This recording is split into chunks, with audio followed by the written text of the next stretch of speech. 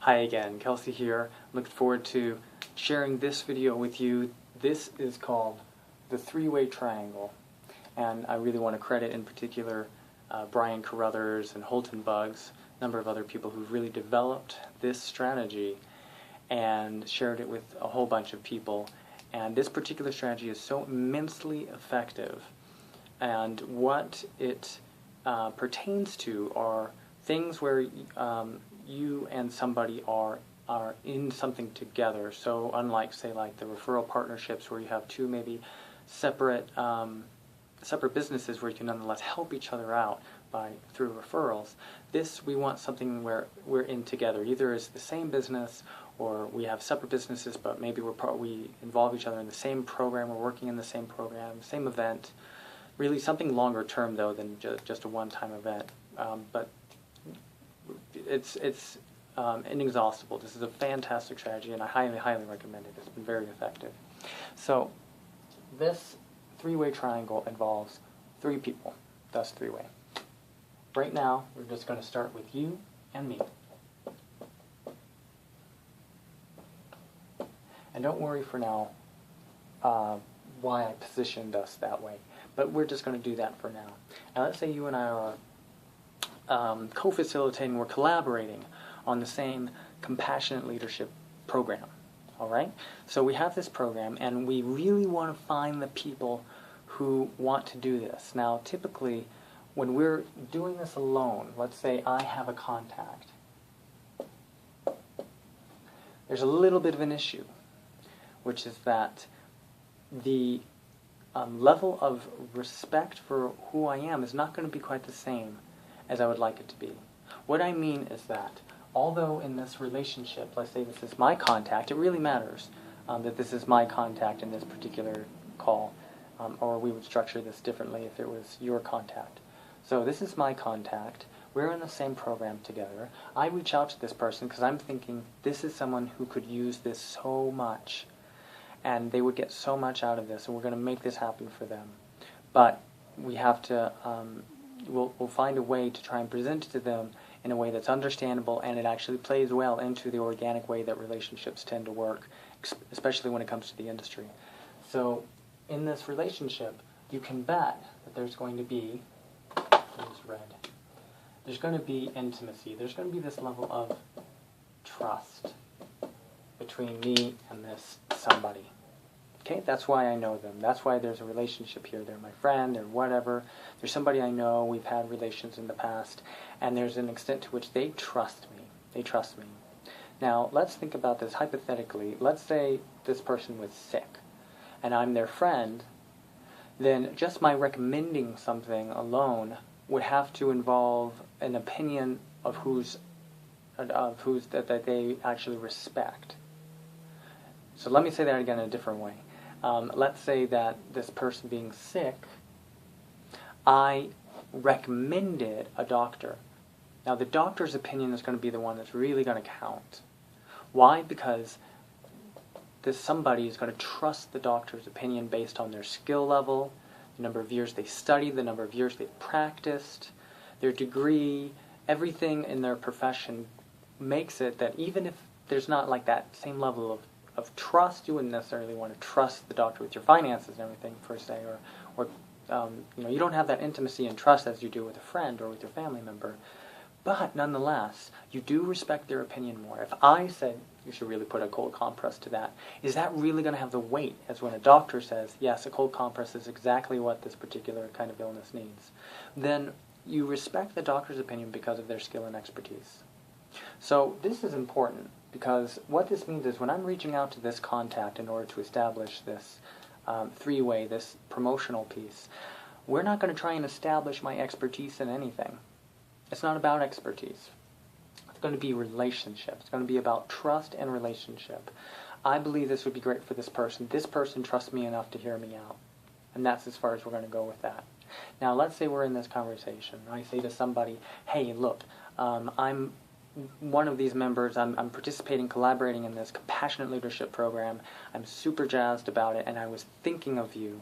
I was thinking of you because I know that you've been trying to start this life coaching business for a long time now, and I really think this would be key to helping you discover the strategies and the approach and everything that would help your coaching take off with other people, especially with current trends and everything else.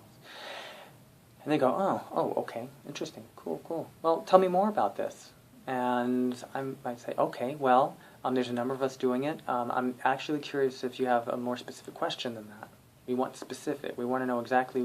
We want to hone in on right where where it would matter to somebody to look into this more deeply without us talking about it. So somebody says, in other words, let's shorten a 45-minute conversation into 5-10 minutes, because we can reach more people that way. We can reach more of the people who might actually jive with our message and with the possibility of being in this program. So somebody says, okay, well, I guess I really want to know, like, how on earth compassionate leadership, as you're calling it, relates to coaching. And I can say, oh, that's a great question. Well, I've done it myself for a while, but you know what? I'm not as good at explaining it as I'd like to be at. And quite honestly, there's someone in the program who is much better at it. And in fact, I have so much high esteem for this person. So-and-so, this is going to be you, so-and-so has been doing this for like 10 years now. He's been implementing principles of compassionate warriorship in their practice. And they are a licensed NVC trainer, if that's the case, et cetera, et cetera. You talk a lot about the truths for you about this person. So before we even enter into the actual three-way dialogue, the three-way dialogue that's going to take place here, we're going to do what's called edifying. Edifying doesn't mean just empty praise. Edifying here means that we are speaking our truths about this person in a way that really helps put the sort of priority and emphasis that we want them to have in relationship to this person who doesn't even know them yet. So-and-so, I'm going to talk about all the things that I appreciate about this so-and-so, that I admire, that why it is that I want to work with this, that I've wanted to work with this person, why I really think they complement the essence of this program so well. Everything that is essentially going to set this person up as a sort of expert, as the sort of person who will be best able to convey what this program can mean to somebody. So we edify in this case. So there's the edifying relationship. What I do then real quick is somebody has said, well, I really want to know how coaching and compassionate leadership, how do they relate? What's the connection? And I say, okay, so let me see if this person's available, because so-and-so, who I so deeply respect, admire, et cetera, I would love if you had the opportunity to meet them. I really think you would jive with their message. Let me see, do you mind if I check real quick to see if they're available? They say no.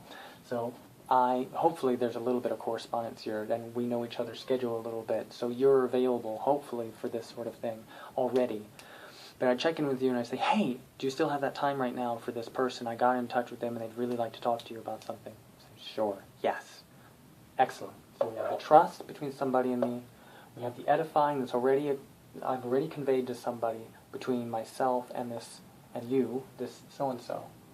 And now what we're going to do is we're going to finally have this three-way dialogue, probably a call, but it may be a sit-down session, depending. It's much easier in a call because you really want to bring in the so-called expert. You want to bring in this edified individual after talking for a while, after re-establishing the trust relationship within the same dialogue. So I recommend it as a phone call. So now there's a three-way call going on here.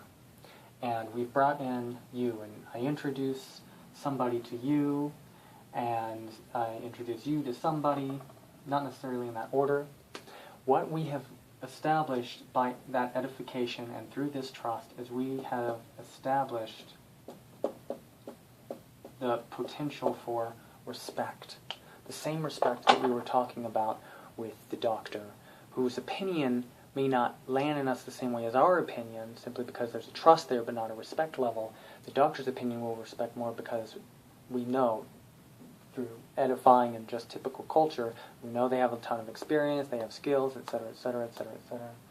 So you and somebody now have a relationship for respect, so that when you're answering their question, they're going to hear it as a much more profound possibility, a much deeper likeliness that this is going to be the thing that is indeed going to help them. So they'll be able to hear you in a way that's different than they would be listening to me right now and judging my own opinions about what this program's about. Does that make sense? So this is essentially how the triangle works.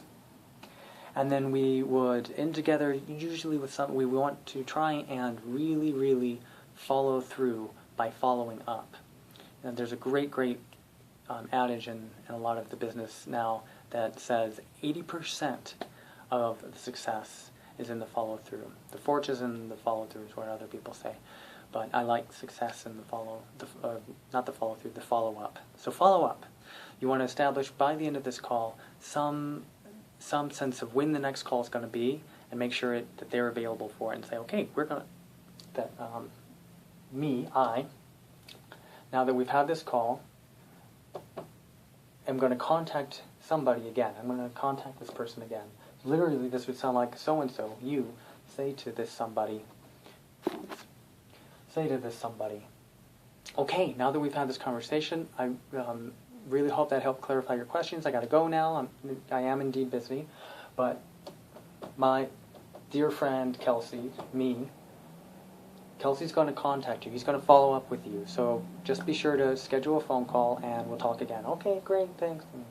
You disappear, and then we schedule our follow-up. And then by the next time, we have a much deeper sense by then of whether or not somebody is going to be part of this amazing program or not. So I hope this was really helpful. This is an amazing strategy. I definitely recommend trying it out. And that's it for now. Hope you have a fantastic day.